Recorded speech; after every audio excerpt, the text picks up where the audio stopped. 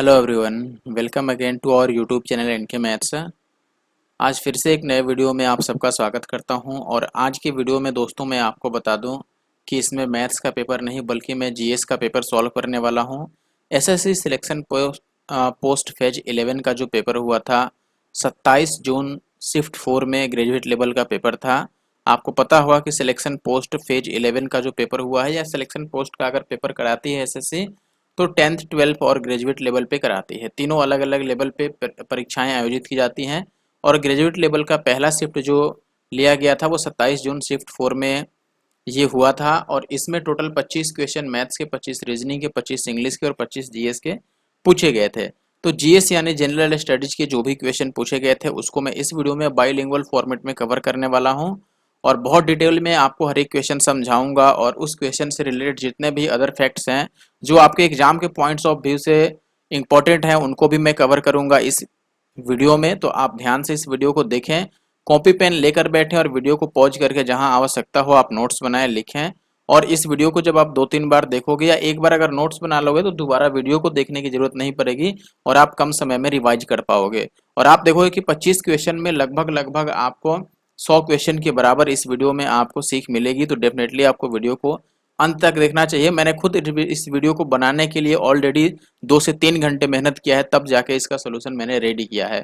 फिर मैं ये वीडियो रिकॉर्ड कर रहा हूँ और आई होप कि इतनी मेहनत काफ़ी होगी और आपको ये वीडियो अच्छा भी लगेगा। और साथ ही साथ आप इस वीडियो को लाइक और कमेंट जरूर करोगे। और अगर आप हमारे यूट्यूब चैनल एनके मैथ्स पे आप नए हैं तो जरूर से सब्सक्राइब कर लें ऐसे और भी वीडियो देखने के लिए।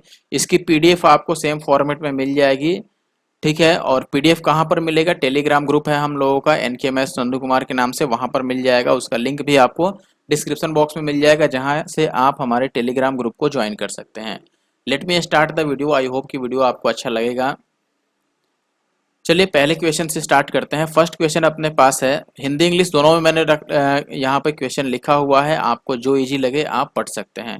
पहला क्वेश्चन है, कुटुंब न्यायालय संशोधन विधेयक 2022 के संबंध में इनमें से कौन सा कथन सही है? पहला है कि यह जो विधेयक था वो 18 जुलाई 2022 को लोकसभा में पेश किया गया। दूसरा है कि ये जो कुटुंब न्यायालय अधिनियम 1984 है उसमें संशोधित करता है ये वाला विधेयक जो 22 में पेश किया गया था, ठीक है। अब ये कह रहा है नेक्स्ट जो थर्ड वाला है, यह अधिनियम राज्य सरकारों को कुटुंब न्यायालय स्थापित करने की अनुमति देता है। और अंतिम है आपका कि यह अधिनियम पंजाब और तमिलनाडु में लागू नहीं होता है। अब देखिए इसमें ये जो फोर्थ ऑप्शन है कि यह पंजाब और तमिलनाडु में नहीं लागू होता है, ये गलत है बिल्कुल ही, क्योंकि ऐसा नहीं है कि ये पंजाब और तमिलनाडु में लागू नहीं होता है। यानी कि आपका पहला, दूसरा और तीसरा ऑप्शन जो है वो सही है। और ये ध्यान रखें कि इस टाइप के क्वेश्चन एसएससी में बहुत कम ही आते हैं, लेकिन जब आते हैं तो अच्छे अच्छे को हिला के रख देते हैं, ठीक है। आगे बढ़ते हैं और दूसरे क्वेश्चन पर आते हैं। इसमें आपको ज़्यादा ध्यान नहीं देना है, ऐसे क्वेश्चन को आप स्किप भी कर सकते हो, अगर आपको याद हो तभी बनाएं वरना छोड़ दें। नेक्स्ट क्वेश्चन है आपके पास, which of the following states used EVMs for the first time in the general elections held in May 1982? यानी कि 1982 में जो आम चुनाव हुआ था उसमें सबसे पहली बार कौन सा राज्य है जिसने इलेक्ट्रॉनिक वोटिंग मशीन का यूज किया था? ऑप्शन है आपके पास केरला, तमिलनाडु, आंध्र प्रदेश या फिर महाराष्ट्र। यहाँ पर आपको बता दें कि आप चाहें तो खुद से वीडियो को पॉज करके और अपना आंसर दे सकते हैं। सही उत्तर जो है दोस्तों, अब चूंकि कम समय में मुझे ज़्यादा चीज़ें बतानी है इसीलिए मैं काफ़ी स्पीड में चलूंगा और ज़्यादा समय बीच में नहीं गंवाऊंगा, यानी कि वेस्ट नहीं करूंगा, ठीक है। तो जो 1982 में आम चुनाव हुआ था उसमें पहली बार ईवीएम का यूज किया केरल ने। ध्यान रखिए केरल ने पहली बार ईवीएम का यूज किया था। ईवीएम यानी कि इलेक्ट्रॉनिक वोटिंग मशीन, इसके पहले बैलेट पेपर से होता था लेकिन ईवीएम का यूज किया गया फर्स्ट टाइम 1982 में आम चुनाव में, ये ध्यान रखिएगा, ठीक है। केरल के कुछ इंपॉर्टेंट नेशनल पार्क आपको याद रखने चाहिए, जैसे कि एक है अन्नाईमुडी नेशनल पार्क, ठीक है। ये कई बार आ चुका है कि ये कहाँ पर है, केरल में। मथिकेट्टन भी याद रखिए आप, मथिकेट्टन नेशनल पार्क। स्पेलिंग पर बिल्कुल नहीं जाइएगा, ठीक है, हिंदी में मैं सही बोल रहा हूँ। पेरियार नाम की यहाँ पर एक नदी भी है और पेरियार नाम के व्यक्ति भी थे, काफी फेमस पर्सनालिटी थे ये। और पेरियार नाम का नेशनल पार्क भी यहाँ पर है। तो नदी, बांध और नेशनल पार्क तीनों ही पेरियार नाम से है, ठीक है। और पेरियार चूंकि वहाँ के एक फेमस पर्सनालिटी थे तो इसलिए उनके नाम पर कई सारी चीजें वहाँ पर मौजूद हैं। साइलेंट वैली नेशनल पार्क आप बचपन से पढ़ते आ रहे होंगे। साइलेंट वैली नेशनल पार्क जो है वो केरल में है। इसके अलावा एक और चीज आप याद रख सकते हैं, इराविकुलम नेशनल पार्क। इराविकुलम भी केरल में है। इसके अलावा चूंकि केरल को मसालों की रानी कहते हैं, तो कई कई ऐसे मसाले हैं जहां पर जो केरल में सबसे अधिक उगाए जाते हैं, जैसे इलायची हो गया। केरल का एक फेमस खेल भी आप याद रख सकते हो, नौका दौड़, बोट रेसिंग। ठीक है, बहुत बार पहले ये रेलवे ग्रुप डी में आता था कि नौका दौड़ जो है, बोट रेसिंग, वो किस राज्य का खेल है, तो ये केरल का खेल है, ये आप याद रखिएगा। और अभी लिटरेसी सबसे अधिक केरल की है, कितना परसेंट है ये आप मुझे कमेंट करके बता सकते हैं। चाहे वो मेल में हो या फीमेल में हो या ओवरऑल पॉपुलेशन की बात कर लो, हर एक तरह से जो लिटरेसी रेट है यानी कि साक्षरता दर है, वो केरल में सबसे अधिक है। आगे बढ़ते हैं, क्वेश्चन नंबर थर्ड पे आते हैं। थर्ड क्वेश्चन है अपने पास, निम्नलिखित में से कौन सा विकल्प सतलुज नदी के उद्गम स्थल से संबंधित है। यानी कि आपसे ये पूछ रहा है कि सतलुज नदी का उद्गम स्थल कौन सा है, राक्षसताल झील या फिर गौमुख या फिर मिलाम या फिर पंचनंद। ठीक है, पंचनद। ध्यान रखिए दोस्तों, जो सतलज नदी है ये राकसताल झील से निकलती है। राकसताल झील जो है, आपको बता दें दोस्तों, आपने कैलाश पर्वत का नाम तो सुना होगा। तो जो कैलाश पर्वत है तिब्बत में पड़ता है ये। ठीक है, और कैलाश पर्वत के सामने सामने ही दो झील हैं, दो साइड में। एक है आपका राकसताल झील, ठीक है, जो डिमोन्स को दिखाता है, और एक है अपने पास मानसरोवर। ठीक है, जो देवों को यानी कि गॉड को डिनोट करता है। अब इसमें यह ध्यान रखिएगा कि कई सारे ऐसे नदियां हैं जो मानसरोवर से निकलती हैं, बहुत सारी ऐसी भी नदियां हैं जो राकस ताल से निकलती हैं। तो राकस या फिर राक्षस ताल से निकलने वाली नदी है अपनी सतलज नदी। सतलज नदी की अगर कुल लंबाई की बात करें हम, तो टोटल लेंथ जो इसकी है वो है लगभग 1500 किलोमीटर। ठीक है, और चूंकि ये अलग अलग कंट्री में भी फ्लो करती है, तो केवल इंडिया की अगर मैं बात करूं कि इंडिया में इसका लेंथ कितना है, तो इंडिया में इसका 1050 किलोमीटर का लेंथ है, या फिर इतना डिस्टेंस ये कवर करती है। आगे फिर ये पंजाब में जाकर के व्यास नदी में मिल जाती है। बाकी ऑप्शंस की अगर आप बात करें, गौमुख गंगोत्री को ही कहते हैं। गंगोत्री का आपने नाम सुना होगा। गंगोत्री जो है वो उत्तराखंड में है, और यहाँ से भागीरथी निकलती है नदी, भागीरथी। या फिर कई बार ऐसे प्रश्न आता है कि गंगा नदी का उद्गम स्थल कौन सा है। ठीक है, यानी कि ओरिजिन उसका कौन सा है, तो गंगा नदी का ओरिजिन भी गंगोत्री आपको बहुत सारे बुक्स में मिल जाएगा। लेकिन बात यह है, आपको ये चीज ध्यान रखनी चाहिए कि जैसे गंगोत्री है, देखो गंगोत्री से निकलती है भागीरथी नदी। ठीक है, और दूसरे साइड से आती है अलकनंदा नदी। ठीक है, ये हो गई अलकनंदा, ये हो गई आपकी भागीरथी। ठीक है, और उत्तराखंड में ही एक स्थान है जिसका नाम है देवप्रयाग। ठीक है, देवप्रयाग में ये दोनों नदियां यानी कि भागीरथी और अलकनंदा आकर मिल जाती हैं, और फिर इसके बाद ये एक ही नदी निकलती है जिसका नाम गंगा रखा गया है। ठीक है, तो ओवरऑल बात तो ऐसा है कि भागीरथी और अलकनंदा जब मिलती हैं देवप्रयाग में, तो उसके बाद जो सिंगल नदी बनती है उसको गंगा बोला जाता है। लेकिन कभी कभी ऐसे प्रश्न अगर आ जाए कि गंगा नदी का उद्गम स्थल, तो जनरली आपको गंगोत्री ही मिलेगा। ठीक है, ये ध्यान रखिए। आगे बढ़ते हैं। आपने ये स्टोरी सुना होगा कि भागीरथी नाम के एक ऋषि या फिर राजा हुआ करते थे, जिन्होंने माँ गंगा को पृथ्वी पर लाने के लिए भगवान शिव की आराधना की थी। ठीक है, और इस तरीके से भागीरथी जो थे, उन्होंने माँ गंगा को धरती पर लाया। इसीलिए जहां से भागीरथी निकलती है गंगोत्री से, इसी को आप इसका ओरिजिन मान सकते हैं कि गंगा नदी का जो ओरिजिन है वो गंगोत्री से है। ठीक है, लेकिन इसका धार्मिक बातों से लेना देना कुछ भी नहीं है, बस आप पढ़ाई पर ध्यान दें। मध्य प्रदेश राज्य में 11वीं शताब्दी में बोधशाला की संरचना का निर्माण किस राजवंश के संरक्षण में किया गया था। ऑप्शन है परमार वंश, गुर्जर प्रतिहार वंश, नंद वंश या फिर चंदेल वंश। दोस्तों सही उत्तर है हमारा परमार वंश। परमार वंश के बारे में अगर मैं और बताऊं आपको, तो परमार वंश के जो संस्थापक थे यानी कि फाउंडर आप कह सकते हैं, वो थे उपेंद्र राज। उपेंद्र राज, ठीक है, उपेंद्र राज प्रथम भी आप बोल सकते हैं इनको, क्योंकि ये पहले ही उपेंद्र राज थे। पहले नाम रखना आसान था पहले के टाइम पर, जैसे अकबर, फिर अकबर प्रथम हो गया। अकबर प्रथम और अकबर तो एक ही बात आप बोल सकते हैं, अकबर द्वितीय तृतीय ऐसे चलते रहता था। ठीक है, आज के समय में नाम अलग अलग लोग ढूंढते हैं, उस समय तो एक ही नाम से चल जाता था। ठीक है, तो जो संस्थापक थे परमार वंश के, वो उपेंद्र राज थे। और जो सर्वाधिक शक्तिशाली राजा हुए इस वंश में यानी कि परमार वंश में, वो थे राजा भोज। राजा भोज, आपने गीत सुना होगा गोविंदा का, कहाँ राजा भोज, और आगे तो मैं नहीं गाऊंगा। ठीक है, इनकी जो राजधानी थी उस समय पर वो धारा नगरी थी, धारा नगरी। ठीक है, बाकी अगर मैं चंदेल वंश की बात करूं दोस्तों, चंदेल वंश के जो संस्थापक थे वो नन्नुक को माना जाता है। चंदेल वंश के संस्थापक कौन थे? नन्नुक। इनकी राजधानी खजुराहो थी, खजुराहो। खजुराहो का टेम्पल का आपने नाम सुना होगा, बहुत बार ये सवाल पूछा जाता है कि खजुराहो का जो टेम्पल था वो किसने बनवाया था, तो वो चंदेल शासकों ने बनवाया था, ये आप ध्यान रख सकते हैं। और चंदेल वंश में जो सर्वाधिक शक्तिशाली राजा था ना, यानी कि पावरफुल जिसको आप बोलोगे, तो जो मोस्ट पावरफुल किंग था इसमें चंदेल वंश में, वो था अपना यशोवर्मन। यशोवर्मन, ये आप याद रख सकते हैं। ठीक है। अच्छा, एक चीज और, जो यशोवर्मन आपके राजा थे, चलो छोड़ो, इतना डिटेल में नहीं जाते हैं, यशोवर्मन को छोड़ते हैं। बाकी आपका नंद वंश का आपको संस्थापक को पता होगा, महापदम नंद। ठीक है, मैं लिख नहीं रहा हूं, मैं बस बोल देता हूं आपको। इसी में नंद वंश के जो अंतिम शासक धनानंद थे, धनानंद, इनको किसने हराया, इनको हराया चंद्रगुप्त मौर्य ने, और उसके बाद मौर्य साम्राज्य की स्थापना कर डाली उन्होंने। और उस समय इनकी जो राजधानी थी वो पाटलिपुत्र थी, यानी कि पटना का पुराना नाम पाटलिपुत्र।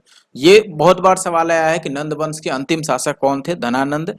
और धनानंद जो था यही समकालीन था किसका, समकालीन आप समझते हो ना, कंटेम्प्रेरी, यानी कि उसी समय में धनानंद के टाइम पर ही भारत में जो सेल्यूकस निकेटर था, सेल्यूकस निकेटर का नाम भी आपने सुना, सिकंदर का सेनापति, तो सिकंदर कह लो या फिर सेल्यूकस निकेटर, हालांकि सिकंदर तो नहीं आ पाया था, सेल्यूकस निकेटर ही आया था। तो उस वो इसी के टाइम पर इंडिया में प्रवेश किए थे, लेकिन चूंकि धनानंद को हरा करके उस समय राजा बन गए चंद्रगुप्त मौर्य, तो चंद्रगुप्त मौर्य की जो फिर लड़ाई हुई वो हुई सेल्यूकस निकेटर से, और उनको सेल्यूकस निकेटर को उन्होंने हराया, ये ध्यान रखिए। बाकी गुर्जर प्रतिहार वंश है अपने, इसे भी आप याद रख सकते हैं। इसकी स्थापना नागभट्ट प्रथम ने की थी, नागभट्ट। ठीक है, नागभट्ट प्रथम। अब प्रथम को मैं केवल एक लिख देता हूं, आप समझ जाइएगा। और इसमें सर्वाधिक शक्तिशाली राजा की आप बात करोगे तो वो मिहिर भोज थे, मिहिर भोज। ठीक है, राजा मिहिर भोज। इनकी राजधानी कन्नौज थी। राजधानी की आप बात करोगे तो कन्नौज, मैं साफ सुथरा नहीं लिखता हूं, लेकिन आप, मैं बोल रहा हूं इसीलिए कि आप लिख लोगे। और अंतिम राजा गुर्जर प्रतिहार वंश के अंतिम राजा यशपाल थे। आई होप कि आप बातें समझ गए होंगे। बिल्कुल बोर नहीं होना है, ये सारी चीजें याद रखोगे तो आपके लिए बेनिफिशियल होगा, मेरे लिए नहीं। ठीक है, अगला सवाल है अपने पास, निम्नलिखित में से कौन से ब्रह्मा समाज से संबंधित नहीं है। ठीक है, ध्यान रखिएगा, यहाँ पर नहीं है लिखा है, नॉट एसोसिएटेड विद ब्रह्मो समाज। ठीक है, ऑप्शन है देवेंद्रनाथ टैगोर, आत्माराम पांडुरंग, राजा राम मोहन राय और केशव चंद्र सेन। अगर आपको याद होगा दोस्तों, ब्रह्मा समाज की स्थापना किसने की थी, बहुत बार ये सवाल आया हुआ है। अपने राजा राम मोहन राय जो थे, इन्होंने 1928 में, सॉरी 1828 में इन्होंने ब्रह्मा समाज की स्थापना करी थी।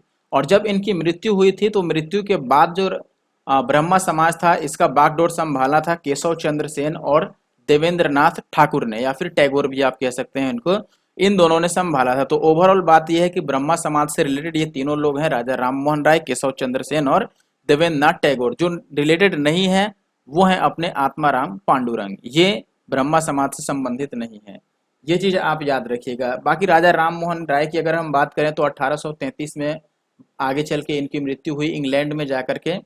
ठीक है, एक चीज और याद रख सकते हैं, अगर आपसे ये पूछ ले कि राजा राम मोहन राय को राजा किसने कहा था, तो आप क्या जवाब दोगे।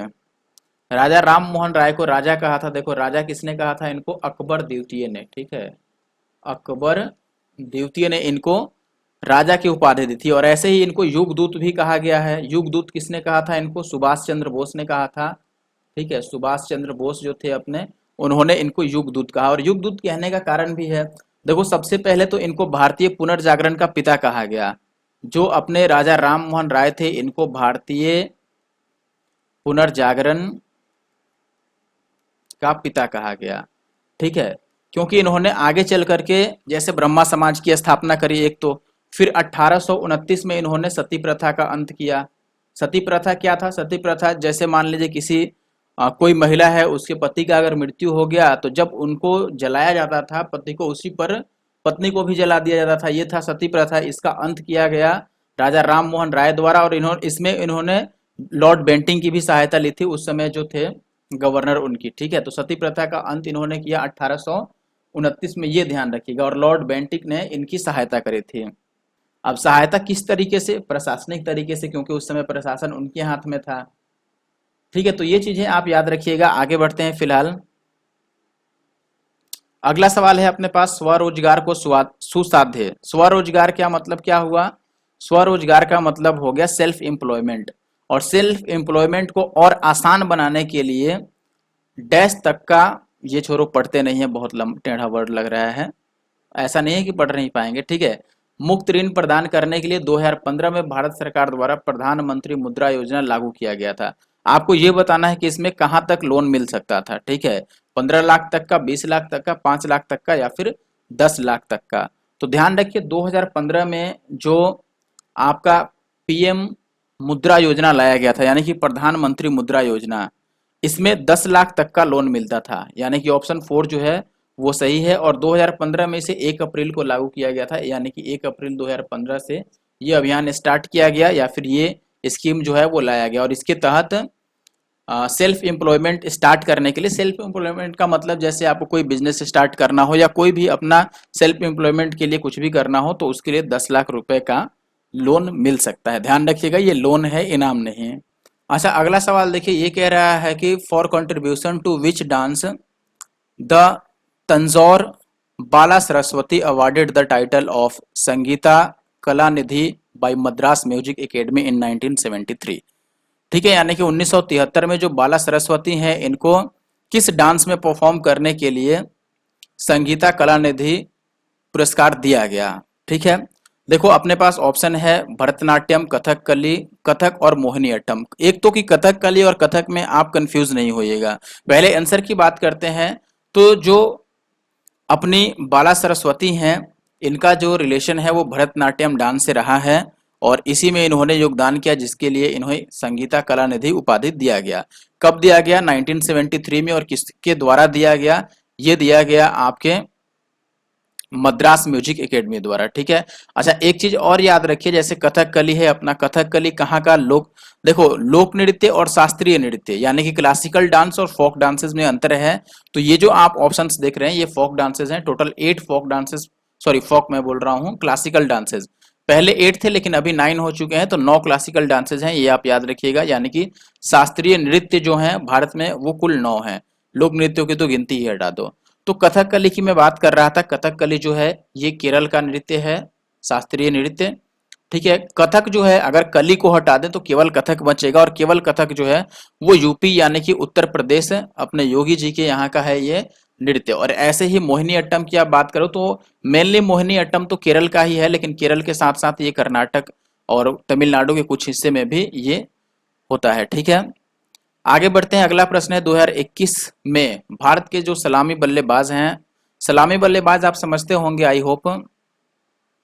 ठीक है, रोहित शर्मा, ये किस देश के खिलाफ मैच खेलते हुए T20 अंतर्राष्ट्रीय क्रिकेट में 3000 रन पूरे करने वाले तीसरे बल्लेबाज बन गए। ध्यान रखिए पूरे विश्व में तीसरे बल्लेबाज बने ये। ठीक है, ऑप्शन है ऑस्ट्रेलिया के खिलाफ खेल रहे थे, पाकिस्तान, न्यूजीलैंड या फिर नामीबिया। ठीक है, तो आपको बता दें दोस्तों, नामीबिया के खिलाफ खेलते हुए इन्होंने 2021 में जो T20 अंतर्राष्ट्रीय क्रिकेट कैरियर है इनका, उसमें इन्होंने अपना 3000 रन पूरा किया। ठीक है, रोहित शर्मा ने। इससे पहले, सबसे पहले जो 3000 रन पूरा किया वो विराट कोहली ने किया था, ये आप याद रखिए। ठीक है, दूसरे हैं अपने मार्टिन गुप्टिल। अच्छा देखो, मार्टिन गुप्टिल किस देश का खिलाड़ी है ये आपको बताना है। ठीक है, मार्टिन गुप्टिल जो है ये किस देश के क्रिकेट खिलाड़ी हैं, ये आप कमेंट करके मुझे बताइएगा। इन्होंने, ये दूसरे व्यक्ति हैं जो विराट कोहली के बाद 3000 रन पूरे किए T20 इंटरनेशनल क्रिकेट में। उसके बाद थर्ड पे आते हैं अपने रोहित शर्मा।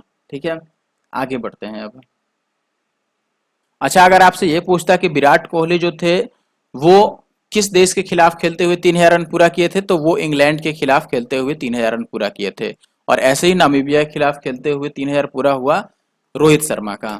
आगे बढ़ते हैं, अगले क्वेश्चन में आते हैं। ये कह रहा है कि इतिहासकार जो है वो विजयनगर साम्राज्य शब्द का प्रयोग करते हैं, लेकिन जो समकालीन थे, समकालीन या यानी कि उस समय जो रहने वाले लोग थे, वो इसे डैश साम्राज्यमु के रूप में वर्णित करते हैं। यानी कि और किस नाम से इनको वर्णित किया जाता है? इसको, किसको भाई? विजयनगर साम्राज्य को।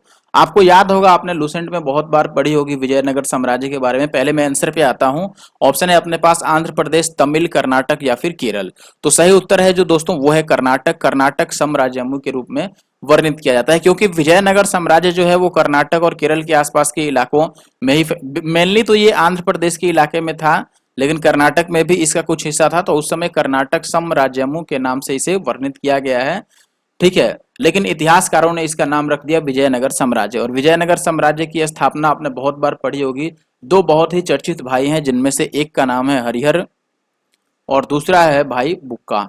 ठीक है, हरिहर और बुक्का, ये दोनों भाई थे जिन्होंने मिलकर विजयनगर साम्राज्य की स्थापना करी। अच्छा, हरिहर प्रथम जो था, हरिहर प्रथम या फिर हरिहर केवल कह लो, ये शंकर वंश का प्रथम शासक था। ठीक है, शंकर वंश का प्रथम शासक था, ये आपको ध्यान रखना चाहिए। ठीक है, और हरिहर प्रथम की जब मृत्यु हो गई, मृत्यु कब हुई इसकी 1356 में, तब उसके बाद शंकर वंश का जो अगला राजा बना 57 में, 1357 में अगला राजा जो बना वो बुक्का, जो कि हरिहर का ही भाई था, वो बना था। ये आप याद रखिए। मेनली आपको याद रखना है कि हरिहर और बुक्का ने विजयनगर साम्राज्य की स्थापना करी। और चूंकि ये सवाल ऐसा पहली बार मुझे देखने को मिला है, मैंने पहले प्रीवियस ईयर में भी ऐसा क्वेश्चन नहीं देखा है, तो आप जरूर से इसे याद रखिए, क्योंकि ये मेंस में या फिर सीएचएसएल के मेंस में पूछा जा सकता है। फिलहाल तो ये सिलेक्शन पोस्ट फेज 11 के पेपर में आया हुआ है। तो ये ध्यान रखना है कि विजयनगर एम्पायर जो है वो, जो उस समय के रहने वाले लोग थे, वो उसको कर्नाटक साम्राज्यमु के नाम से जानते थे। ठीक है, आगे बढ़ते हैं, क्वेश्चन नंबर 10 पे आते हैं। पूरे 20 मिनट में हमने 10 क्वेश्चन कर डाला है। अगला सवाल है अपने पास, कोशिका झिल्ली के विषय में कौन सा कथन सही है। कोशिका झिल्ली जो है वो रफेद से बनी होती है, बिल्कुल गलत है। रफेद से बन ही नहीं सकता है कोशिका झिल्ली। अगला है, कोशिका झिल्ली कार्बोहाइड्रेट, लिपिड और प्रोटीन से बनी होती है, ये चीज तो सही है। कोशिका झिल्ली केवल लिपिड से बनी होती है। देखो, जब ये चीज सही है कि कार्बोहाइड्रेट और प्रोटीन तो होता ही होता है उसमें, तो केवल लिपिड हो ही नहीं सकता। अगले में कह रहा है कि वसा और तंतु होता है। ठीक है, ये भी गलत है। अच्छा, अब कोशिका झिल्ली के बारे में बात करें तो कोशिका झिल्ली यानी कि प्लाज्मा मेम्ब्रेन भी इसको बोलते हैं, या फिर सेल मेम्ब्रेन बोलते हैं इंग्लिश में। तो जो प्लाज्मा झिल्ली या कोशिका झिल्ली है, सबसे पहले अगर बात करें कि कोशिका की खोज किसने की थी, और जिसने कोशिका की खोज की थी उसी ने प्लाज्मा मेम्ब्रेन यानी कि कोशिका झिल्ली की भी खोज की थी। और इनका नाम है, आपने 9th क्लास में पढ़ा होगा, रॉबर्ट हुक। ठीक है, रॉबर्ट हुक।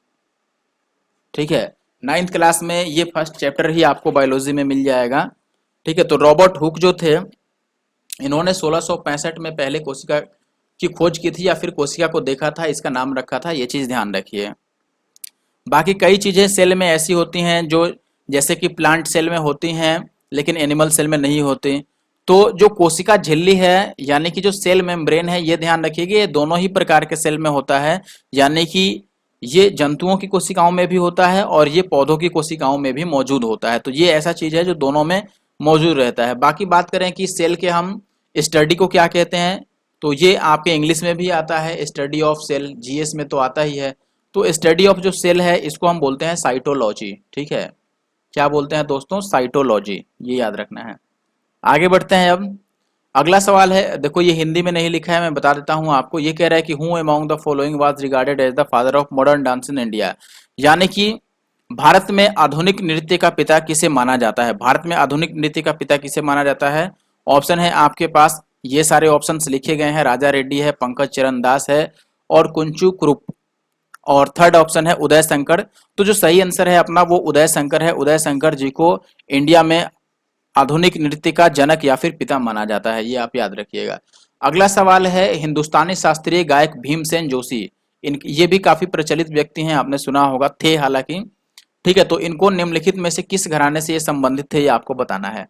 अब घराना क्या होता है, घराना बेसिकली गायकों या फिर नर्तकों जिससे रिलेटेड होते थे उनको घराना बोलते हैं। जैसे आपका ग्वालियर घराना हो गया, किराना घराना हो गया। अब ये किराना किराना स्टोर नहीं समझ लेना आप लोग। किराना स्टोर हमारे यहाँ लोकल इलाके में बोला जाता है, जहां पर हम किराने की सामान जैसे चावल दाल वगैरह खरीदते हैं। लेकिन ये घराना अलग चीज है, स्टोर अलग चीज है।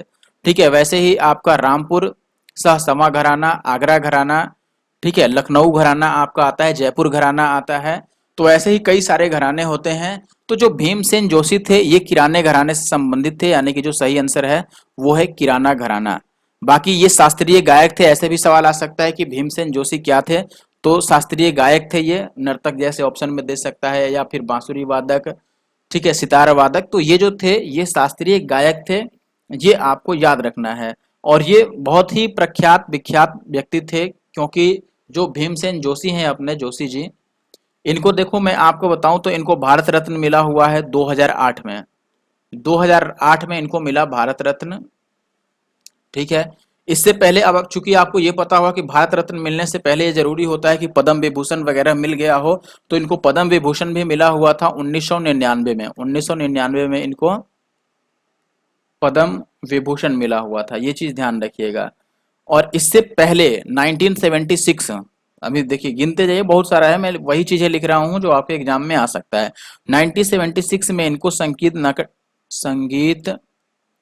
नाटक, चलो मैं और साफ लिख देता हूं जिससे आप बातें समझ पाओ, ठीक है, संगीत नाटक, उतना भी साफ मैंने नहीं लिखा है, एकेडमी पुरस्कार मिला है 1976 में। 1999 में पद्म विभूषण, और चूंकि पद्म विभूषण मिला है तो उससे पहले पद्मश्री मिला होगा, लेकिन वो याद रखने की चीजें नहीं है उतने डिटेल में, आप यूपीएससी के लिए नहीं पढ़ रहे हो अभी।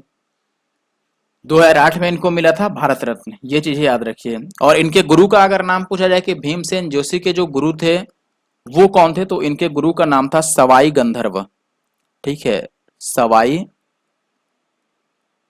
गंधर्व, ये भी आप याद रख सकते हैं। आगे बढ़ते हैं, फास्टिंग फिस्टिंग, ये एक बुक है, इसकी जो ऑथर हैं वो कौन है आपको बताना है, अरुंधति राय, अनीता देसाई, शशि देश पांडे या फिर झुम्पा लाहिरी। तो आपको बता दें दोस्तों, फास्टिंग फिस्टिंग जो पुस्तक है ये अनीता देसाई द्वारा लिखी गई है। फास्टिंग फिस्टिंग अनीता देसाई की जो ऑटोबायोग्राफी है यानी कि आत्मकथा है, उसका भी नाम आप याद रख सकते हैं, clear light of day. Clear light of day जो है ये अनीता देसाई जी की आत्मकथा है, ठीक है, इसमें इन्होंने अपने बारे में लिखा है। बाकी इनके और भी इंपॉर्टेंट बुक्स हैं जो आप याद रख सकते हैं, जैसे एक है सुलगता पर्वत, सुलगता पर्वत, और इससे मिलता जुलता एक और इनका बुक है फायर ऑन द माउंटेन, ठीक है, फायर ऑन द माउंटेन, ये याद रख सकते हैं, ठीक है।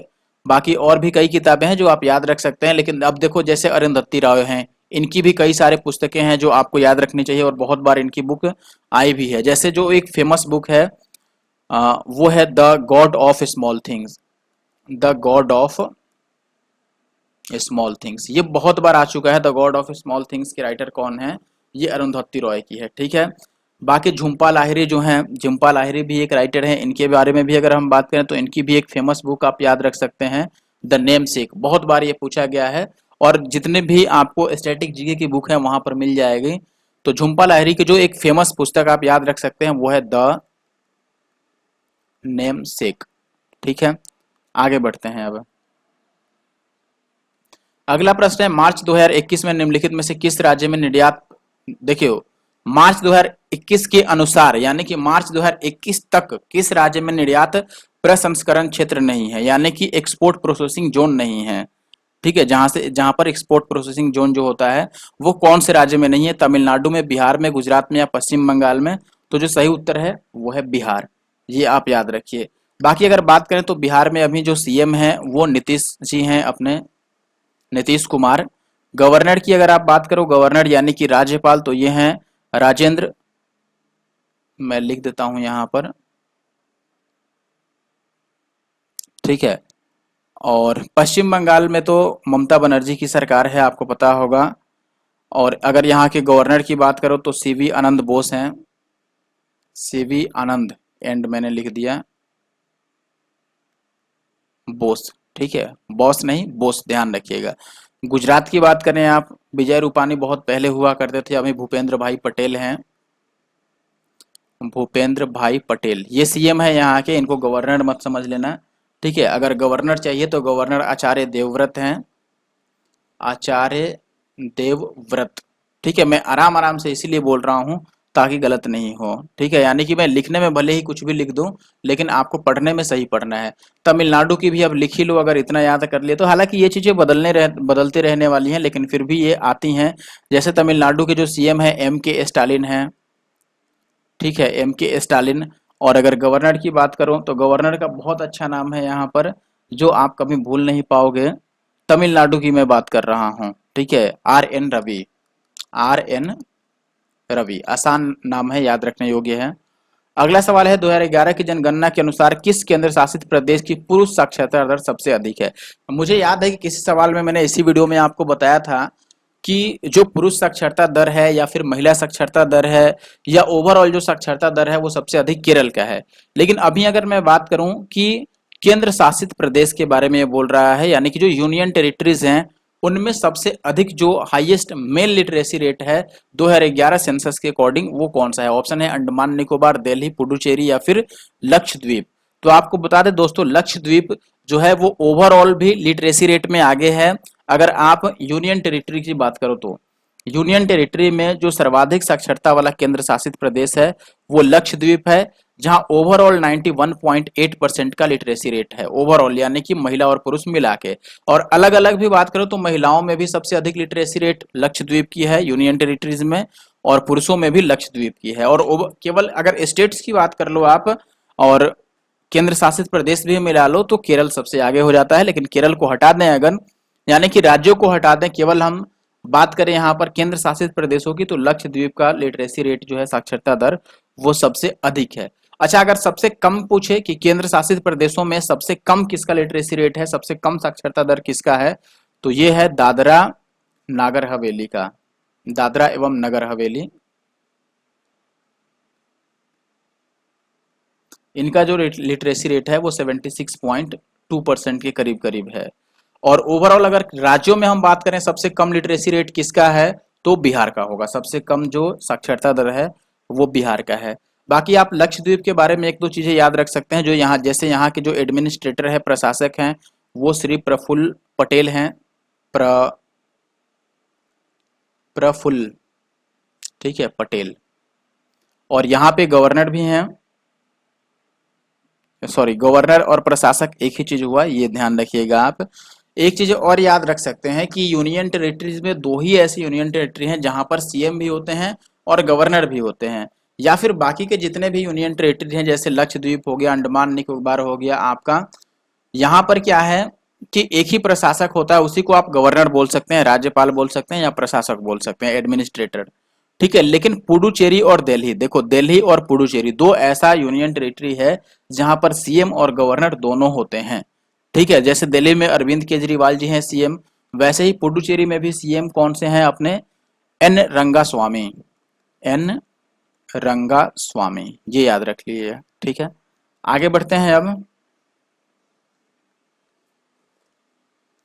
अगला सवाल है कि मेंडलीफ की आवर्त सारणी, आपने नाम सुना होगा या पढ़ा होगा। मेंडलीफ की जो आवर्त सारणी की 150वीं वर्षगांठ मनाने के लिए यूनेस्को द्वारा किस वर्ष को international year of the periodic table, यानी कि IYPT, international year of the periodic table के रूप में नामित किया गया था? सबसे पहले आपको बता दें कि जो मेंडलीफ थे, मेंडलीफ ने 1866 में बोल रहा हूं, 1869 में इन्होंने आवर्त सारणी बनाया था। इनके पहले आपने पढ़ा होगा डोबेराइनर का ट्रिक नियम होता है, या फिर न्यूलैंड्स का अष्टक नियम था, वो सब बस कहने की चीजें थी, क्योंकि उस समय पर कोई टेबल नहीं बना था, वो बस नियम बना था, लेकिन वो हर एक जगह फॉलो नहीं कर रहा था। लेकिन मेंडलीफ जो थे, ये पहली बार सिस्टमेटिक तरीके से इन्होंने पीरियोडिक टेबल बनाया था। भले ही वो आगे चल के उसमें कुछ एरर्स आ गए, लेकिन इन्होंने 1869 में पीरियोडिक टेबल अपना बनाया हुआ था। और यहाँ से अब 150वीं वर्षगांठ है, तो अगर इसमें 150 आप ऐड करोगे तो लास्ट में 9 ही आएगा, यानी कि ऑप्शन थर्ड। अब ये मत समझना कि यहाँ पर भी यूनिट डिजिट लग गया क्या, इसमें 158 किए तो 9 यूनिट डिजिट पे आएगा, ठीक है। तो ऑप्शन थर्ड जो है 2019 को जो घोषित किया गया है, वो घोषित किया गया international year of the periodic table, ये ध्यान रखिएगा। 1869 में मेंडलीफ ने अपना आवर्त सारणी बनाया था, और इन्होंने नियम क्या बनाया था कि जो तत्वों के भौतिक या रासायनिक गुण होंगे वो उनके परमाणु भार के, ये ध्यान रखिए, एटॉमिक मास के, यानी कि परमाणु भार के आवर्त फलन होंगे। आवर्त फलन का क्या मतलब है? आवर्त फलन का मतलब है कि परमाणु भार के अकॉर्डिंग इनका जो प्रॉपर्टीज है वो चेंज होगा, चाहे वो फिजिकल प्रॉपर्टी हो या फिर केमिकल प्रॉपर्टी हो, ये परमाणु भार यानी कि एटॉमिक मास पे डिपेंड करेगा, इसके अकॉर्डिंग चेंज होगा, ठीक है। लेकिन जो आधुनिक आवर्त सारणी बना, यानी कि मॉडर्न पीरियोडिक टेबल बना, आधुनिक आवर्त सारणी किसने बनाया था? अगर बात करें तो आधुनिक आवर्त सारणी यानी कि मॉडर्न पीरियोडिक टेबल बनाया 1913 में बनाया गया, ये मोसले के द्वारा बनाया गया, ठीक है, मोसले के द्वारा। मोसले ने नियम में बदलाव क्या किया, इन्होंने ये बोला कि बस परमाणु भार को हटा दो और यहाँ पे परमाणु संख्या लगा दो, बस परमाणु संख्या। यानी कि जो एलिमेंट्स हैं, तत्व हैं, उनके जो भौतिक और रासायनिक गुण होंगे वो उनके परमाणु भार पे नहीं निर्भर करते हैं, वो उनके परमाणु संख्या के आवर्त फलन होते हैं। यानी कि परमाणु संख्या बढ़ने और घटने से उनके जो प्रॉपर्टी हैं और वो चेंज होते हैं, और ये सही भी है आपने अगर केमिस्ट्री पढ़ी हो तो। ठीक है, अब मैं बढ़ता हूं आगे और अगले क्वेश्चन पर आता हूं। अगला क्वेश्चन जो है दोस्तों, अपने पास निम्नलिखित में से कौन सा धार्मिक त्योहार है जिसे तेलंगाना में पिरला पाडुंगा नाम से जाना जाता है? नौरोज, क्रिसमस, मुहर्रम या फिर ईद उल फितर। आपसे अगर बात करें कि इसमें से कौन सा त्योहार है जो अभी हाल ही में आने वाला है, आगामी दिनों में, यानी कि जो नेक्स्ट कुछ डेज आने वाले हैं उसमें इनमें से कौन सा त्योहार आने वाला है, तो आप बोलोगे मुहर्रम। और इस प्रश्न का जो सही उत्तर है वो भी है मुहर्रम। पिरला पाडुंगा बोला जाता है मुहर्रम को। बेसिकली देखो, मुहर्रम जो है ये आंध्र प्रदेश और जो तेलंगाना का एरिया है, आंध्र प्रदेश और जो तेलंगाना का एरिया है, इनके कुछ ऐसे एरियाज हैं जहां पर हिंदू और मुस्लिम साथ मिलकर के मुहर्रम का एक हिस्सा सेलिब्रेट करते हैं, जिसको पिरला पाडुंगा बोला जाता है। ठीक है, तो पिरला पाडुंगा बेसिकली मुहर्रम तो नहीं है, लेकिन मुहर्रम का ही एक हिस्सा है। जब मुहर्रम होता है तभी वहां पर पिरला पाडुंगा होता है, और हिंदू मुस्लिम मुहर्रम के जैसे ही उसको मनाते हैं। ठीक है, बाकी अगर आप बात करें नौरोज की, तो नौरोज जो है ये पारसी धर्म का है। पारसी, जो पारसी धर्म के लोग हैं, इनमें जब न्यू ईयर आता है, जैसे हम लोग हैप्पी न्यू ईयर अंग्रेजों के जैसा 1 जनवरी को मनाते हैं, हालांकि हमारा जो सम्मत है उसके अनुसार तो नहीं होता, वो अंग्रेजों के अनुसार होता है। तो पारसी धर्म का जो नया त्योहार होता है या फिर नया दिन, जिसको न्यू ईयर में जो पहला दिन होता है, उस दिन ये लोग नौरोज त्योहार मनाते हैं। ईद उल फितर, जिसको सामान्य नाम ईद से जाना जाता है, तो जो ईद होता है दोस्तों, ईद ये रमजान का जो महीना आता है जिसमें रोजा चलता है, तो रमजान का पूरा 1 महीना जब खत्म होता है तो आखिरी दिन पर जिस दिन रोजा तोड़ा जाता है उस दिन ईद मनाया जाता है, ईद उल फितर जिसको हम बोलते हैं। ठीक है, और जो अर्ध चंद्रमा होते हैं उनको देख करके और उसके बाद ईद स्टार्ट किया जाता है या फिर रमजान तोड़ा जाता है। तो ये चीज आपने शायद आपको पता होगी, और नहीं पता होगी तो लाइक करके कमेंट जरूर कर देना। ठीक है, आप बोलोगे कि लाइक क्यों करें और कमेंट क्यों करें, इससे अच्छा तो कमेंट यही कर दें कि मुझे पता था, और यही चीज मुझे भी पता है कि आप लोग कमेंट करोगे नहीं और लिखोगे नहीं। आप बोलोगे यार क्या ये मैथ छोड़ के और जीएस पे आ गया। भाई मैथ में मुझे मेहनत नहीं करनी पड़ती, लेकिन जीएस की ये वीडियो बनाने के लिए पूरे लगभग 3 घंटे की मेहनत लगी है, तब जाके इतने सारे डेटा मैंने इकट्ठा किया है। और आई होप कि सारे डेटा इसमें सही हो सकता है अगर कहीं गलत निकल जाए तो वो आप मुझे कमेंट करके बता सकते हैं। ठीक है, लेकिन मैंने अपनी तरफ से पूरी कोशिश की है कि आपके पास सही और करेक्ट डेटा पहुंचाया जाए, क्योंकि जितने भी चीजें मैं बता रहा हूँ, एक्स्ट्रा जो भी चीजें बता रहा हूँ, आपके एग्जाम पॉइंट ऑफ व्यू से जो इंपॉर्टेंट है वही बता रहा हूँ। वरना बताने के लिए तो मैं एक ही क्वेश्चन को 1 घंटे पर उसी से जोड़ जोड़ के इतिहास, भूगोल और अर्थशास्त्र सब चीज बता देता।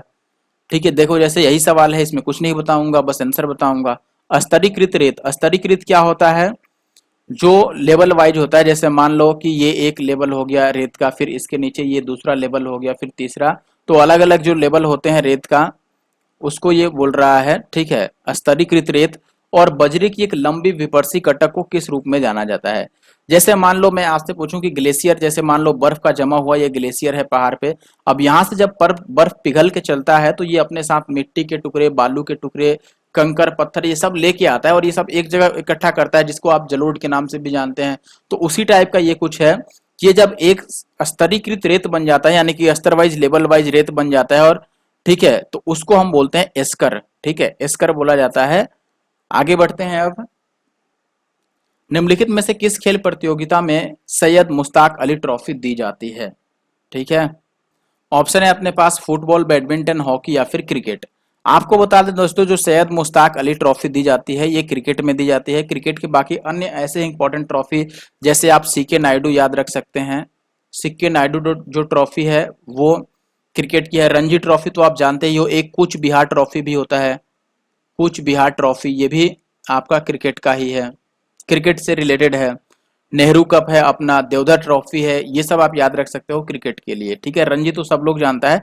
अच्छा देखो, नेहरू कप और नेहरू ट्रॉफी दोनों में बहुत अंतर है। जैसे मैं नेहरू ट्रॉफी की बात करूं तो वो हॉकी का ट्रॉफी है। ठीक है, देखो नेहरू ट्रॉफी जो है वो हॉकी से रिलेटेड है, लेकिन नेहरू कप अगर आप बोलोगे तो नेहरू कप जो है ये आपके क्रिकेट से रिलेटेड है, ये चीज याद रखना। बाकी फुटबॉल की अगर मैं बात करूं तो डुरंड डुरंड कप बहुत ही फेमस है। डुरंड कप है आपका, रोवर्स कप है क्रिकेट से, ठीक है, संतोष ट्रॉफी है, संतोष संतोष ट्रॉफी है। और ये सारे खेल, ये सारे जो है वो पहले बहुत आते थे। एक और आप याद रख सकते हो फुटबॉल का, बेगम हजरत महल ट्रॉफी, ठीक है। मैं मानता हूं कि मेरी राइटिंग गंदी है, लेकिन इतनी गंदी पहले नहीं हुआ करती थी, ठीक है। मद्रास का वेद समाज जो है वो किससे प्रेरित था, यानी किससे इंस्पायर्ड था? आर्य समाज से, देवबंद आंदोलन से, वहाबी आंदोलन से, या ब्रह्मा समाज से? देखो मद्रास में जो वेद समाज बनाया गया था, बेसिकली ये था एकेश्वरवाद पर, कि पूरी जो, जैसे जो हिंदुओं में कई सारे देवी देवताओं की मान्यता है, तो जो वेद समाज बनाया गया था मद्रास में, जो स्थापना करी गई वेद समाज का, इसका मान्यता था कि एक ईश्वर को माना जाए, ठीक है। और कई सारे ये जो हिंदू के और भी हिंदुओं की जो प्रथाएं होती हैं उनके खिलाफ था, जैसे कई सारी शादियां करना, ठीक है, या फिर विधवाओं की शादी नहीं कराना, तो या फिर सती प्रथा, इन सब के खिलाफ में था। और आपको पता है कि यही सारी चीजें ब्रह्म समाज में भी राजा राम मोहन राय द्वारा करी गई थी। तो ब्रह्मा समाज से इंस्पायर्ड होकर मद्रास में वेद समाज की स्थापना करी गई, ये ध्यान रखिएगा, ठीक है। ब्रह्मा समाज से इंस्पायर्ड होकर कब करी गई स्थापना इसकी? 1864 में, ठीक है, 1864 में। ब्रह्मा समाज की स्थापना 1828 में, और 1864 में हुआ मद्रास में वेद समाज का स्थापना, ये ध्यान रख सकते हैं। जाति वेद का विरोध हुआ इसमें, एक ईश्वर में आस्था रखना, विधवा पुनर्विवाह का समर्थन किया इन लोगों ने। बाकी की बात अगर आप करो, जैसे आर्य समाज की स्थापना 1875 में किया गया, किसके द्वारा किया गया? स्वामी दयानंद सरस्वती, नाम सुना होगा। 1875 में इन्होंने मुंबई में, उस समय तो बंबई ही बोला जाता था, तो बंबई में इन्होंने आर्य समाज की स्थापना करी थी स्वामी दयानंद सरस्वती ने, ठीक है। ये भी बहुत पहुंचे हुए इंसान। बाकी अगर ऑप्शंस की मैं बात करूं, बहावी आंदोलन है, बहावी आंदोलन पटना में किया गया था, लगभग 1820 में ये स्टार्ट हुआ था, लेकिन ये 1857 में जब सिपाही विद्रोह जिसको आप जानते हैं, या फिर स्वतंत्रता संग्राम की जब लड़ाई चल रही थी, उस समय ये थोड़ा और ज्यादा उग्र हो गया था, लेकिन स्टार्ट तो 1820 में ही हुआ था। वहाबी आंदोलन क्या था? बेसिकली ये मुस्लिम धर्म जो थे उस समय, जैसे नहीं मान लो कि आके सिख धर्म वाले प्रचार करने लगे कि भाइयों एवं बहनों आप लोग सिख धर्म को ज्वाइन कर लो, या फिर हिंदू धर्म का प्रचार होता था, तो उस समय जो मुसलमान थे उनको लगता था कि मुसलमान लोग भी चेंज कर लेंगे अपने धर्म, तो इसलिए वहाबी आंदोलन उन लोगों ने चलाया कि मुसलमान धर्म जो है उसमें परिवर्तन ना हो कुछ, ठीक है। और बाकी आप बात करें, एक और है अपने पास देवबंद आंदोलन। देवबंद जो आंदोलन था ये 1866 में चलाया गया था, देवबंद आंदोलन मोहम्मद कासिम द्वारा, ठीक है। आगे बढ़ते हैं अब। और ये अंग्रेजी व्यवस्था के खिलाफ था जो देवबंद आंदोलन था। जैसे अंग्रेजों जो थे वो बड़े बड़े पोस्ट पे केवल अपने अधिकारियों को रखते थे, और जो छोटे पोस्ट थे या सैनिक थे उसमें इंडियंस को रखते थे। तो इन सब के खिलाफ देवबंद आंदोलन 1866 में चलाया गया था। अगले प्रश्न की बात करते हैं, भारतीय संविधान का कौन सा अनुच्छेद लोक सेवा आयोग के सदस्य को हटाने और निलंबित करने से संबंधित है? लोक सेवा आयोग, जिसको हम शॉर्ट में यूपीएससी बोलते हैं, संघ लोक सेवा आयोग, यूनियन पब्लिक सर्विस कमीशन। और केवल लोक सेवा आयोग तो पब्लिक सर्विस कमीशन हो गया, ये स्टेट का भी होता है, स्टेट पीएससी आपने सुना होगा, यूपीएससी। तो जो लोक सेवा आयोग है इसको हटाने के लिए, उसमें सदस्य को हटाने के लिए कौन सा जो अनुच्छेद है वो उससे रिलेटेड है? पहला ऑप्शन है आर्टिकल 317, 320, 315 या फिर 324। देखो सबसे पहले एक चीज याद रख लो कि जो लोक सेवा आयोग है इसमें जो अलग अलग रूल्स बने हैं वो आर्टिकल 315 से लेकर के और 323 यानी कि 23, इन्हीं के बीच में ये सारा चीज लिखा गया है, पूरा जो लोक सेवा आयोग का नियम कानून है वो। जैसे अगर मैं बात करूं, इसमें जो सवाल आपसे पूछा गया है कि सदस्यों को हटाने के लिए कौन सा उत्तरदायी अनुच्छेद है, तो यह है अनुच्छेद 317। 317 जो है ये हटाने के लिए है या फिर निलंबित करने के लिए है। चाहे वो अध्यक्ष हो यानी कि यूपीएससी हो या फिर कोई भी पीसीएस हो, उसका जो अध्यक्ष हो या फिर उसके कोई अन्य मेंबर हो, उनको हटाने के लिए जो अनुच्छेद है वो है अनुच्छेद 317, ये याद रखिएगा। और किसके आदेश पर हटाया जाता है? देखो जब भी कोई सदस्य कदाचार, भ्रष्टाचार या करप्शन के मामले में पकड़ा जाता है, या फिर वो अध्यक्ष ही क्यों ना हो, चेयरमैन ही क्यों ना हो, वैसे केस में राष्ट्रपति की अनुशंसा पर या फिर राष्ट्रपति के आदेश पर उस पर्सन को लोक सेवा आयोग से हटाया जाता है, यानी कि पद मुक्त किया जाता है। बाकी अनुच्छेद की मैं अगर बात करूं, आर्टिकल 320 की मैं बात करूं, तो ये है जो एग्जाम्स कराती हैं, जो लोक सेवा आयोग का एग्जाम होता है, तो नियुक्तियों के लिए यानी कि पदाधिकारियों की नियुक्ति के लिए परीक्षाओं का आयोजन कराना, ये यूपीएससी या फिर किसी भी स्टेट के लोक सेवा आयोग का कार्य होगा। ये चीज लिखा गया है 320 में। यानी कि अगर आपसे ये पूछा जाए कि संघ लोक सेवा आयोग या फिर किसी राज्य लोक सेवा आयोग को ये अधिकार किस अनुच्छेद में दिया गया है कि वो परीक्षा कराकर और पदाधिकारियों का चयन करे, तो ये लिखा गया है आर्टिकल 320 में, ये ध्यान रखिएगा। और 315 में तो लोक सेवा आयोग का गठन के बारे में ही लिखा गया है। ठीक है, लोक सेवा आयोग का गठन। देखो बेसिकली जब भी किसी चीज के बारे में आप पढ़ोगे, किसी कोई ऐसा मान लो कि बॉडी है जिसके बारे में मैं बोलूं कि आर्टिकल 100 से 120 तक लिखा गया है, तो जो पहला आर्टिकल होता है वो डेफिनेटली उसके गठन से ही रिलेटेड होता है। और ऐसा ही यहाँ पर भी है, आर्टिकल 315 से 323 तक लोक सेवा आयोग के बारे में लिखा गया है। तो जो पहला आर्टिकल है यानी कि 315, इसमें इसके गठन की चर्चा की गई है कि लोक सेवा आयोग का गठन आपके सेंटर में यानी कि केंद्र में या फिर राज्य में किसके आधार पर किया जाएगा, तो वो अनुच्छेद 315 में उसकी शक्तियां दी गई हैं। बाकी 324 जो है ये तो निर्वाचन से, इलेक्शन से रिलेटेड है। 317 मैंने आपको बता ही दिया। 324 क्या है कि इलेक्शन से रिलेटेड जितने भी शक्तियां होंगी वो इलेक्शन कमीशन के पास होगा, यानी कि चुनाव आयोग के पास होगा। अगला सवाल है कि किस राज्य ने 1 से 3 नवंबर 2022 तक 3 दिवसीय सिविल एयर नेविगेशन सेवा संगठन यानी कि CANSO सम्मेलन की मेजबानी की थी? ऑप्शन है मध्य प्रदेश, त्रिपुरा, गोवा या फिर महाराष्ट्र। तो इसका जो सही आंसर है दोस्तों वो है गोवा। गोवा आपने सुना होगा, गोवा वाले बीच पर यही वाला बात है। ठीक है, एक चीज गोवा के बारे में आप याद रख सकते हो दोस्तों, एक तो कि गोवा सबसे छोटा शहर है, छोटा राज्य है। अब आपके लिए एक सवाल है कि गोवा जो है वो किस चीज में सबसे छोटा राज्य है? क्षेत्रफल में सबसे छोटा है या फिर पॉपुलेशन में सबसे छोटा है? पॉपुलेशन यानी कि जनसंख्या में या फिर एरिया में, किस में सबसे छोटा राज्य है? बाकी अगर मैं बात करूं गोवा के बारे में, तो एक चीज और याद रख सकते हो कि इंटरनेट की सुविधा में यानी इंटरनेट की सबसे अधिक पहुंच, सबसे अधिक स्पीड कहां पर है? तो इस में गोवा सबसे आगे है। यानी कि इंटरनेट की जो पहुंच है इंडिया में वो 2022 के रिपोर्ट के अनुसार गोवा में सबसे अधिक है। ये चीज याद रख सकते हैं, प्रमोद सावंत की सरकार है यहां पर। अगला सवाल, भारत से टीबी को खत्म, टीबी यानी कि ट्यूबरकुलोसिस जो बीमारी है वो टीबी, टेलीविजन नहीं, इसको खत्म करने के लिए प्रधानमंत्री टीबी मुक्त भारत अभियान का शुभारंभ किया गया। ये आपको बताना है कि इसका जो लक्ष्य है, इसमें कुछ आंसर कट गया है मुझे लगता है, क्वेश्चन है ही नहीं, कोई बात नहीं, मैं इंग्लिश वाला पढ़ के आपको बता देता हूं। देखो ये कह रहा है कि प्रेसिडेंट जो श्रीमती द्रौपदी मुर्मू है, इन्होंने लॉन्च किया एक अभियान जिसका नाम है प्रधानमंत्री टीबी मुक्त भारत अभियान। कब लॉन्च किया? सितंबर 2022 में। किसके लिए? टीबी को खत्म करने के लिए। तो ये जो अभियान शुरू किया गया प्रधानमंत्री टीबी मुक्त भारत अभियान, इस अभियान के अनुसार किस वर्ष तक भारत को टीबी मुक्त घोषित कर दिया जाएगा? यानी कि भारत को से पूरी तरह टीबी खत्म कब तक कर देना है? 24 तक, 26 तक, 27 तक या फिर 25 तक? तो सही उत्तर है दोस्तों अपना 2025 तक। 2025 तक टीबी को खत्म कर देना है, ये इस अभियान का लक्ष्य है। बाकी ऐसे ही अगर बात करें कि मलेरिया को कब तक खत्म करना है, तो मलेरिया को खत्म करने का जो लक्ष्य रखा गया है भारत सरकार द्वारा वो 2030 तक। ज्यादातर बीमारी जैसे HIV है अपना, HIV एड्स, तो HIV एड्स को जो खत्म करने का लक्ष्य रखा गया है ये भी 2030 तक है। मलेरिया भी 2030 तक है। और एक अपना बीमारी होता है जो काला ज्वर होता है, काला ज्वर तो 2023 तक ही था।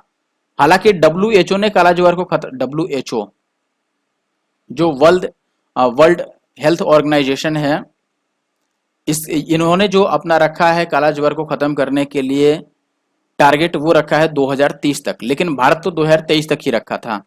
आगे बढ़ते हैं, अब अगले सवाल पर आ जाते हैं अपने पास।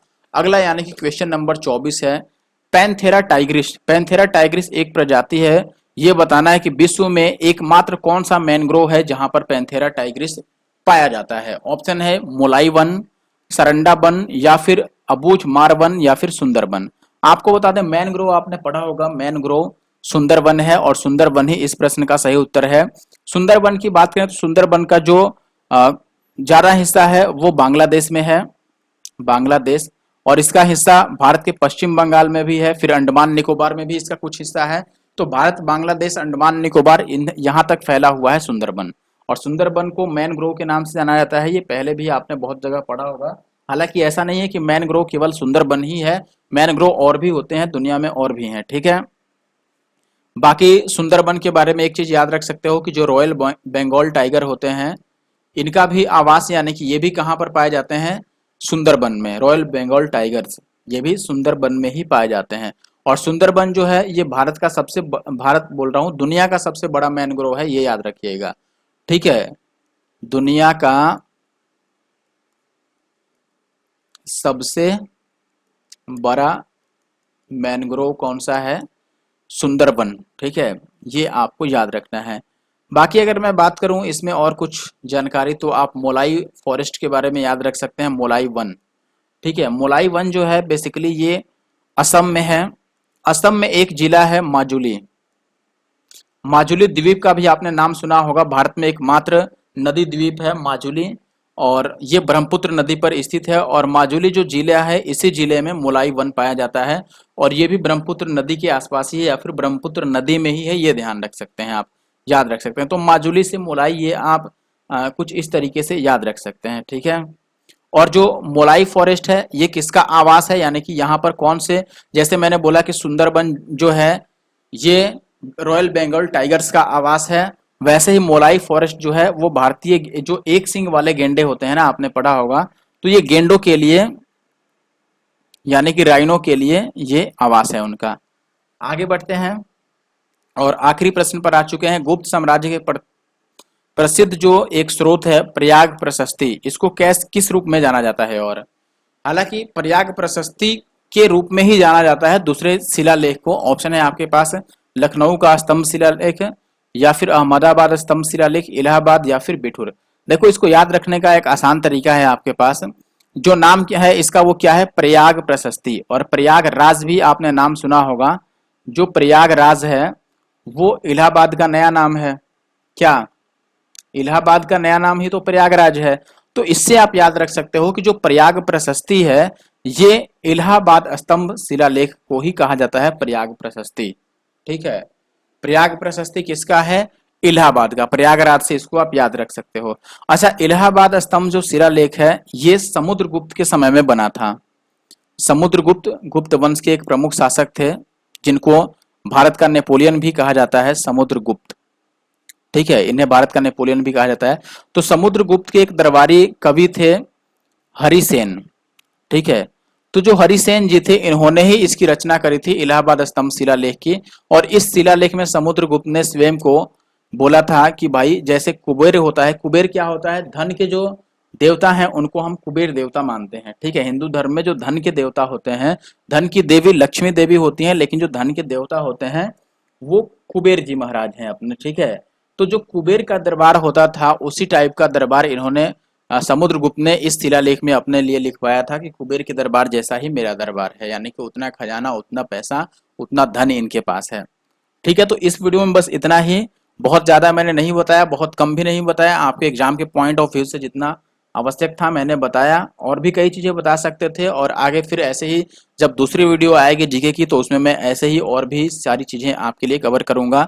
आई होप कि वीडियो आपको अच्छा लगा हो, और मैं चाहूँगा कि आप इस वीडियो के बारे में ज़रूर से कमेंट करके बताएं कि आपको वीडियो कैसा लगा, ऐसा वीडियो और चाहिए आपको या फिर नहीं, या फिर आप केवल मैथ से ही पास करना चाहते हैं एसएससी को, तो वो भी बता दीजिएगा। Thank you for watching the video.